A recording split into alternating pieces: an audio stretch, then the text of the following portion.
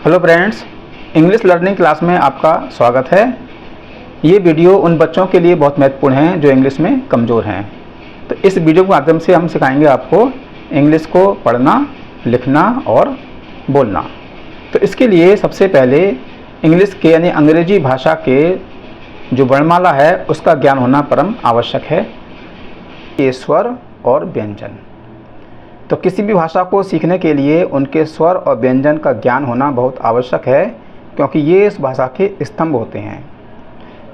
जब हम किसी भी भाषा के स्वर और व्यंजन आसानी से सीख लेंगे तो हम उस भाषा को आसानी से सीख सकते हैं।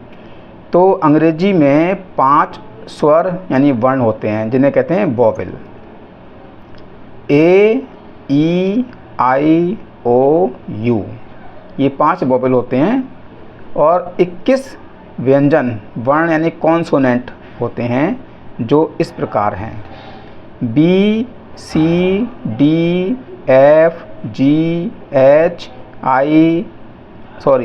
जे, K, L, M, N, P, Q, R, S, T, B, W, X, Y, Z. तो ये कहलाते हैं व्यंजन, कॉन्सोनेंट। इन व्यंजन से शब्द बनते हैं यानी वर्ड, और ये वोवेल हैं, ये मात्राओं के लिए करते हैं, इनका प्रयोग मात्रा में होता है। अब शुरू करते हैं अंग्रेजी वर्णों का उच्चारण। जो अंग्रेजी के वर्ण हैं उनका उच्चारण किस प्रकार से होता है, अब ये शुरू करते हैं। तो इसके लिए क्या करते हैं, अंग्रेजी के ये वर्ण हैं और ये आवाज़ यानी किस तरह की हम उच्चारण बोलेंगे, और ये शब्द हैं यानी इसको उदाहरण द्वारा समझाएंगे, एक एक इसका उदाहरण देंगे।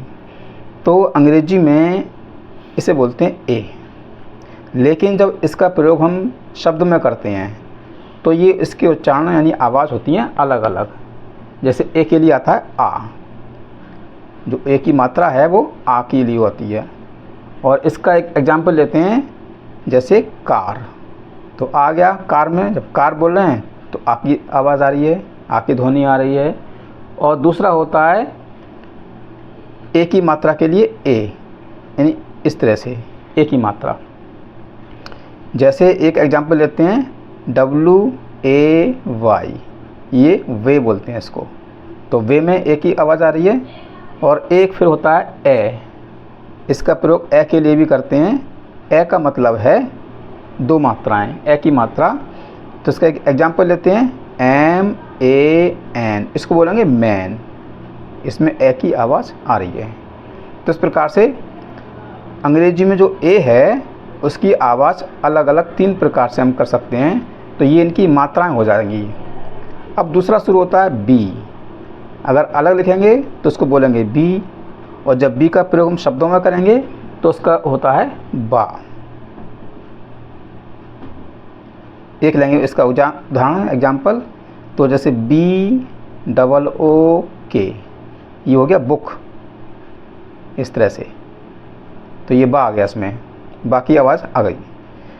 और सी के लिए होता है का, इसका जो आवाज़ होगी वो का बोलते हैं। और एक इसको उदाहरण देते हैं, जैसे CAT, तो का बोलेंगे कैट। और दूसरा सी का होता है सा, सी की आवाज़ सा भी होती है, जैसे CENT, सेंट। तो ये इसकी आवाज़ हैं और ये इनके एग्जाम्पल यानी शब्द हैं। अब आता है डी, डी को बोलते हैं आवाज़ में डा, ये डी की आवाज़ है डा। जैसे DOLL, अब ये डॉल हो गया, तो डॉल में क्या आ रहा है, डा आ रहा है, आवाज़ डा की आ रही है। तो डी का मतलब हिंदी में डा, जिसकी आवाज़ है वो डा होती है। अब आता है अगला ई, तो ई के लिए आता है ई, यानी बड़ी ई बोलते हैं इसको। जैसे SHE, इसको बोलेंगे शी, जब शी बोलेंगे तो ई की आवाज़ आ रही है इसमें, तो इसलिए ई के लिए ई आता है। और दूसरा एक और आता है इसके लिए ए भी बोलते हैं इसको, यानी ए के लिए भी प्रयोग करते हैं, एक ही मात्रा के लिए भी इसका प्रयोग करते हैं। तो जैसे है MEN, इसको बोलेंगे मैन, ई की आवाज़ आ रही है मेन। अब दूसरा है अगला F का होता है फा, इस तरह से ई वाला फा बनता है। और जिसकी आवाज़ जो फा होती है और इसका उदाहरण होता है, जैसे मान लीजिए FAN फैन, तो फा की आवाज़ आ रही है। फिर अगला जी का मतलब होता है गा, यानी इसकी आवाज़ जो है गा होती है। और जिसका उदाहरण होगा वो, जैसे मान लीजिए GOOD, जब जी को हम शब्दों में लिखेंगे तो यहाँ हो जाएगा गा, यानी गुड। अब ये जी नहीं कहलाएगा, ये गा कहलाएगा, गुड हो जाएगा। एक और होता है इसका जा भी होता है, जी का, जो जी की आवाज़ है वो जा भी निकलती है। जैसे GEORGE,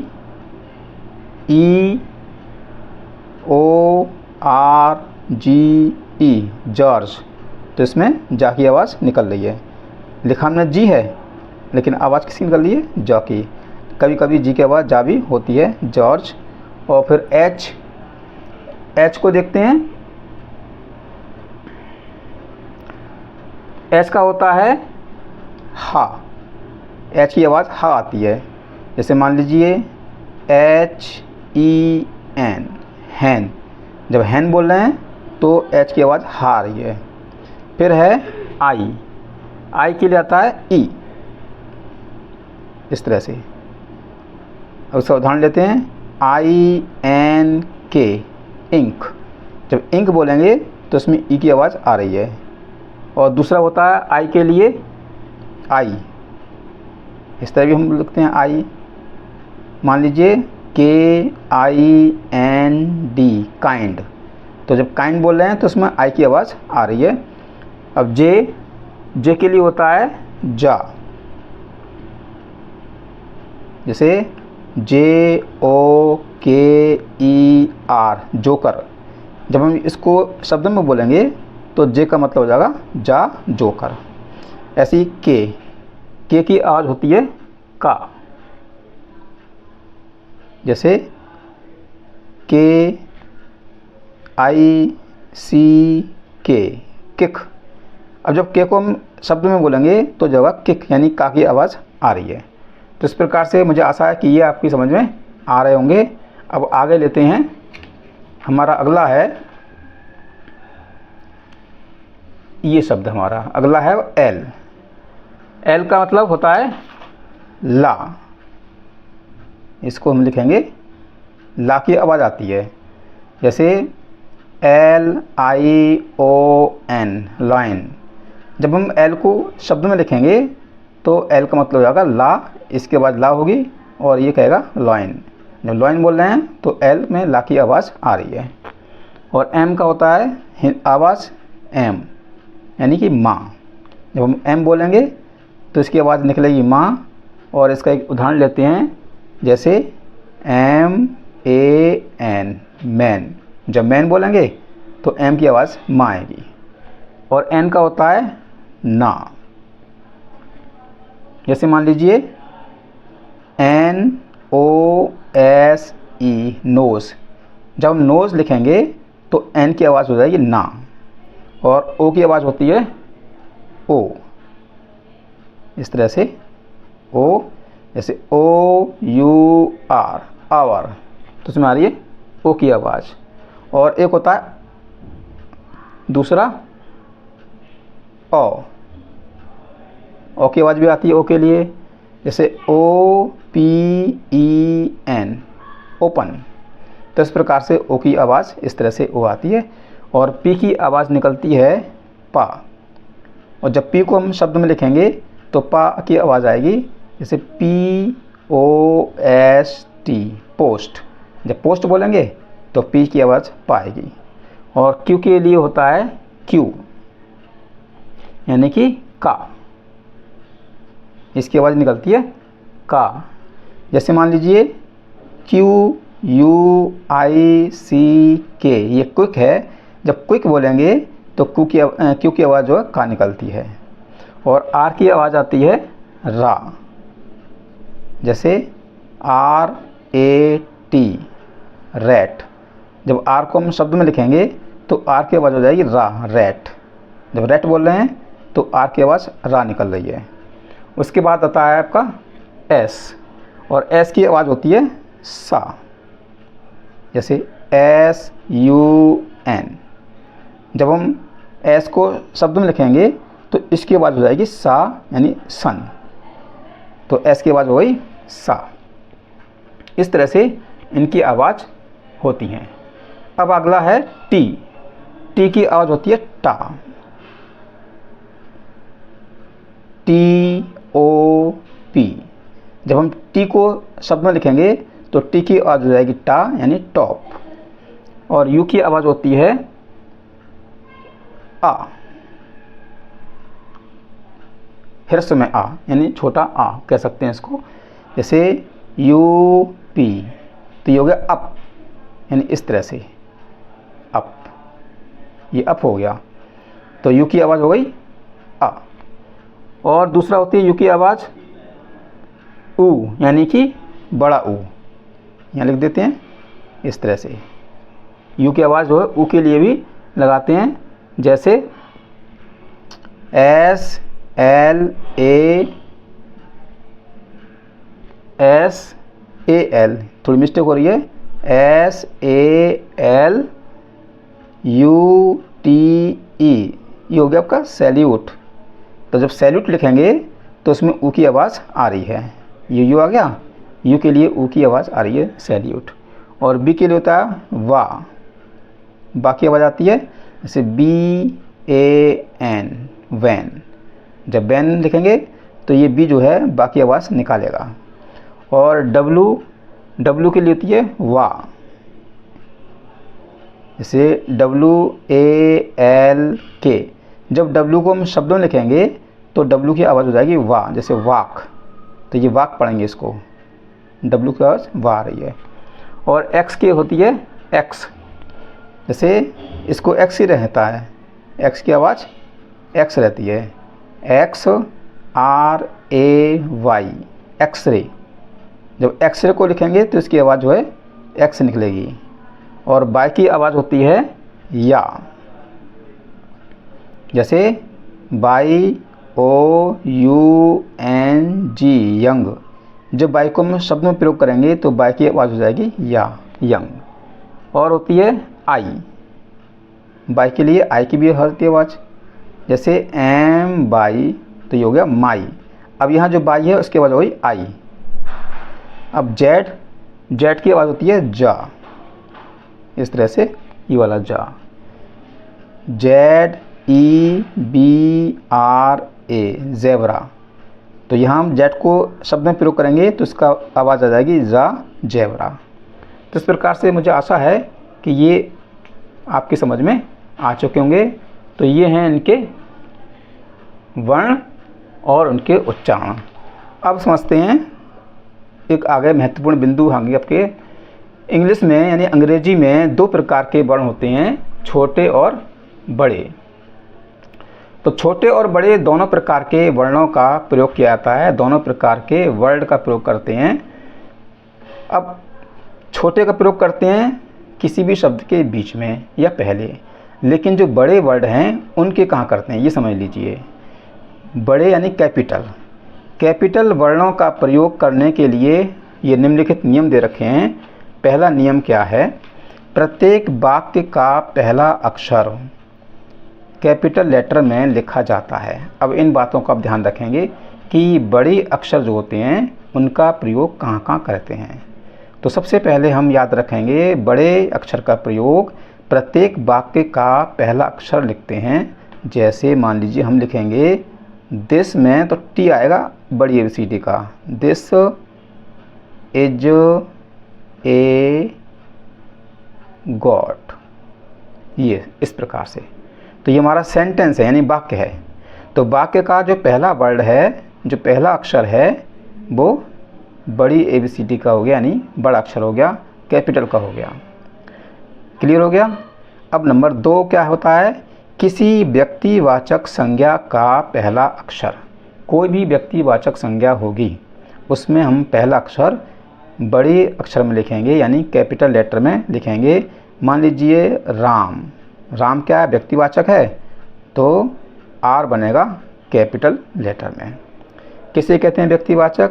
जिसमें किसी व्यक्ति, वस्तु या स्थान का बोध होता है। मान लीजिए आगरा स्थान का नाम है, तो ए बनेगा कैपिटल लेटर में यानी बड़े अक्षर में, इस तरह से आगरा। तो ये हो गए व्यक्तिवाचक संज्ञा में सबसे पहला वर्ड बड़े अक्षर में लिखा जाएगा, कैपिटल लेटर में लिखा जाएगा। एक और लेते हैं, मान लीजिए दा गंगा, तो दा में पहला अक्षर कैपिटल का, और गंगा ये नदी का नाम है, इसमें भी पहला अक्षर बड़ा बनेगा, कैपिटल लेटर का बनेगा। अब तीसरा क्या नियम है? अंग्रेजी कविता के हर एक चरण का पहला अक्षर, जो भी अंग्रेजी की कविताएं हैं उसमें हर चरण का पहला अक्षर बनेगा। तो मान लीजिए कोई कविता लेते हैं, हिज कोट इज रैग्ड, ये कविता है, ये कविता की पंक्ति है। तो इस पंक्ति में पहला अक्षर हमारा बड़ा हो गया और इसे कहते हैं कैपिटल लेटर। अब दूसरा है, मान लीजिए आगे इसी की लाइन और लेते हैं, एंड ब्लोन अवे, इस तरह से ये हमारी कविता है। तो हर पंक्ति का यानी हर चरण का जो पहला अक्षर होता है वो बड़े अक्षर में प्रयोग करेंगे, यानी कैपिटल लेटर में लिखेंगे। तो अब आगे समझते हैं और कहाँ कहाँ करते हैं कैपिटल लेटर का प्रयोग। और करेंगे संक्षिप्त शब्द के लिए, जो हमारे संक्षिप्त शब्द होते हैं उसके लिए भी हम कैपिटल लेटर का यानी बड़े अक्षर का प्रयोग करेंगे। जैसे मान लीजिए लिखा हुआ है PTO, प्लीज़ टर्न ओवर, तो ये संक्षिप्त में है इस तरह से। इसमें हर अक्षर को हमने बड़े में लिखा है, कैपिटल लेटर में लिखा है। और मान लीजिए IAS, ये पद का नाम है, तो ये भी बड़ी ABCD में लिखते हैं, बड़े अक्षर में इसका प्रयोग करते हैं। और नंबर 5 इसका नियम है, महीने व सप्ताह के दिनों के नाम का पहला अक्षर, चाहे महीने का नाम हो या सप्ताह का नाम हो, इसमें जो पहला अक्षर है वो कैपिटल लेटर में इसका प्रयोग किया जाएगा, यानी बड़े अक्षर में लिखेंगे। जैसे मान लीजिए जून, तो जून महीने का नाम है, जे बनेगा बड़े अक्षर में यानी कैपिटल में, UNE जून, इस तरह से। अब मान लीजिए कोई दिन का नाम है, जैसे मंडे है, तो मंडे में M बड़े अक्षर में आएगा और उसके बाद सब अक्षर स्मॉल में आएंगे, नहीं छोटे में आएंगे। तो हम ध्यान रखेंगे कि महीनों के नाम के साथ और दिनों के नाम में सबसे पहला अक्षर जो हमारा बड़ा होगा, बड़ी अंग्रेजी का होगा, यानी कैपिटल लेटर में होगा। और नंबर 6 नियम क्या है? मनुष्य की उपाधि का प्रथम अक्षर, जो मनुष्य की उपाधि है, उपाधि का मतलब जब मनुष्य शिक्षा ग्रहण करता है तो उसकी उपाधियाँ होती हैं, जैसे MA, इस तरह से ये उपाधि है। MA ये डिग्री का नाम है, मास्टर ऑफ आर्ट। तो M और A दोनों बनेंगे बड़े अक्षर में यानी कैपिटल लेटर में। और मान लीजिए BSc, इस तरह से बैचलर ऑफ साइंस, तो BSc में भी B बनेगा कैपिटल में यानी बड़े अक्षर में, और S भी बड़े अक्षर में प्रयोग किया जाएगा। अब नंबर 7 नियम है, ईश्वर के नाम व सर्वनाम का पहला अक्षर, जो भी ईश्वर का नाम होगा तो उसका पहला अक्षर बड़ी ABCD में प्रयोग करेंगे, यानी कि बड़े अक्षर में प्रयोग करेंगे। जैसे गॉड, तो गॉड क्या आता है? ईश्वर होता है, तो इसमें G बनेगा बड़े अक्षर में कैपिटल लेटर में। मान लीजिए और है लॉर्ड, ये भी क्या है? ईश्वर को कहते हैं, तो ये भी क्या है? फर्स्ट वर्ड हमारा कैपिटल में है, बड़े अक्षर में है। या सर्वनाम हो। सर्वनाम मीन्स जो शब्द संज्ञा के स्थान पर प्रयोग किए जाते हैं, जैसे कि ही, तो ही हमारा सर्वनाम है, तो एच बनेगा बड़े अक्षर में, शी एस बनेगा बड़े अक्षर में। इस तरह से ईश्वर के नाम और सर्वनाम का पहला अक्षर बड़े अक्षर में प्रयोग किया जाएगा। अब अगला है अंग्रेजी में अगर मैं लिखेंगे यानी अपने लिए, मैं मीन्स खुद अपने लिए कह रहे हैं, तो मैं के लिए आई बनेगा और ये बनेगा हमेशा बड़े अक्षर में यानी अंग्रेजी के कैपिटल लेटर में। अब आगे समझते हैं, एक और छोटा सा नियम है इसका। पत्र शुरू करते समय तथा समापन वाक्यांश का पहला अक्षर, जब भी हम कोई पत्र शुरू करेंगे, लेटर शुरू करेंगे, तो उसका पहला शब्द जो है बड़े अक्षर से शुरू होगा, और जब हम उस लेटर का समापन करेंगे तब भी उसका पहला अक्षर बड़े अक्षर में होगा। बड़े अक्षर मतलब कैपिटल लेटर में होगा। जैसे मान लीजिए योर, तो बाई बनेगा कैपिटल में और बाकी बनेंगे स्मॉल में। योर प्यूपिल, ये है मान लीजिए इस तरह से, योर प्यूपिल आपका आज्ञाकारी शिष्य, तो ये हमारे हो गए बड़े अक्षर में। और मान लीजिए जब इसको समाप्त करेंगे तो जो समाप्त करने का वर्ड है यानी उसको भी लिखेंगे कैपिटल लेटर में। जैसे मान लीजिए योर्स, इस तरह से बाई बनेगा कैपिटल का, और सिंसरली SINCERELY। तो ये ध्यान रखना है कि जब पत्र शुरू करते हैं, पत्र लिखना शुरू करेंगे, तो उसका पहला अक्षर जो है बड़े से बनेगा, बड़ी ABCD का अंग्रेजी के बड़े अक्षर से, और जो अंतिम है यानी जो हमारा पत्र का समापन का वाक्यांश है, समापन का शब्द है, उसका भी पहला अक्षर बड़े से बनता है। तो मुझे आशा है कि आप ये सब आसानी से समझ पा रहे होंगे। अगर एक बार समझ में नहीं आए तो आप उसको वीडियो को दोबारा देख सकते हैं। अब इसमें आगे समझते हैं नंबर 10वां नियम क्या है। Quotation mark. जो हमारे कोटेशन मार्क होते हैं, तो कोटेशन मार्क के अंदर वाक्य शुरू करते समय वाक्य का पहला अक्षर बड़े अक्षर से प्रयोग किया जाएगा। जैसे मान लीजिए हम कोई सेंटेंस लिखते हैं, ही सेड, तो ही क्या हमारा प्रोनाउन है और सेंटेंस भी शुरू हो रहा है, तो हमारा पहला हो गया बड़े अक्षर से शुरू, और उसके बाद जो इसके अंदर के सेंटेंस हैं उसका पहला शब्द भी बड़े अक्षर से शुरू करेगा। डोंट, DONT, इस तरह से don't forget inform to inform me the date of your interview।